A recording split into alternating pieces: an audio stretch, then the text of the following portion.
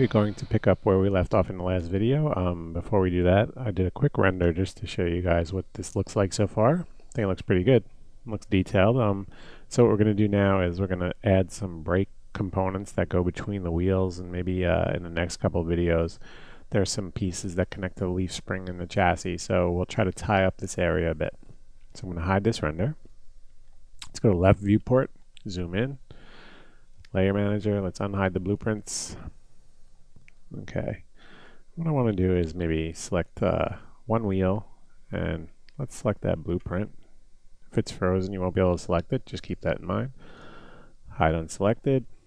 Okay, so the brakes are these, they're in the background here. They're like these long arms that have a pivot up top, pivot down the bottom, and then there's this little, almost like a little wedge that would push against the wheel and stop the train. So what we're going to do is going to come in here, going to go to create, want to go to geometry, MVH primitives. If you're on standard primitives, roll down to the bottom of the list, tube cap, and right here we're going to create the brakes. So let's drag out a tube cap and let go of your left button and inset a little bit, just like that. Okay, let's shrink down that outer radius a little, just like that. And let's go with 8 as the segments. Right click, convert to editable poly, and we'll grab a couple of edges here, just like that. And I'm going to shift and drag them down. Let's go down and we'll make them planar on the Y. And let's scale them inward. You might need to convert to a vertex selection. Let's come up to selection, hold down Control, click the vertex icon, R for scale, and just do that. That looks good. And just to speed this up, let's just grab this whole object, take it down here, copy it, let's mirror it along the Y, excuse me, just like that. And let's attach them to each other.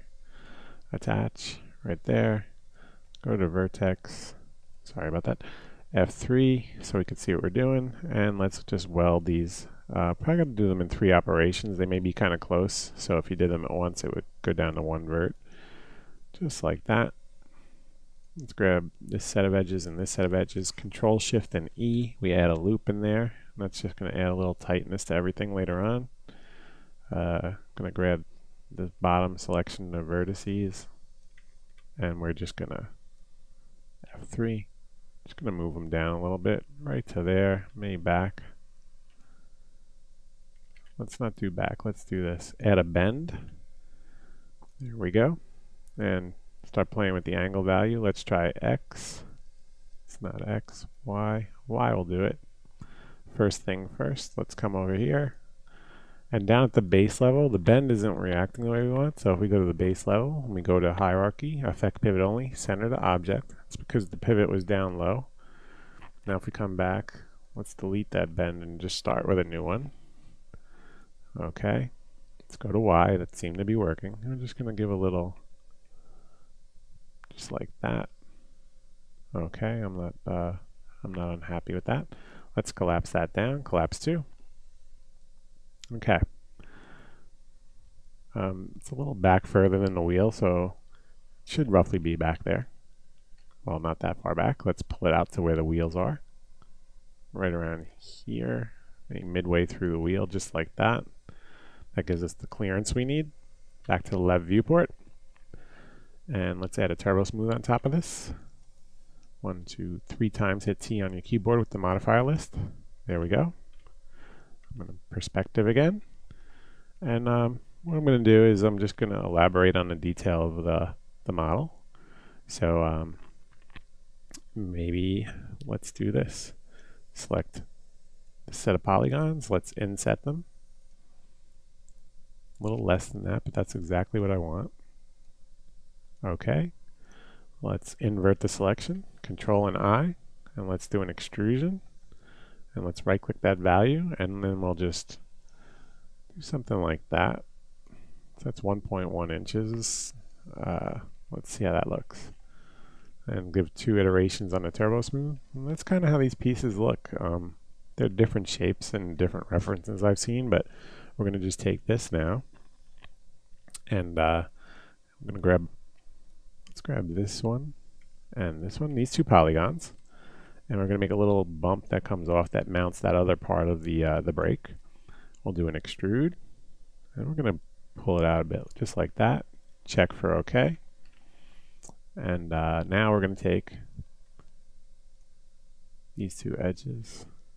Let's grab this edge. We'll zoom in a little bit. This edge right here, W, and we're going to move it down this way a little bit. Sorry about that. And I'm going to grab this one, and I'm going to collapse them. Just like that.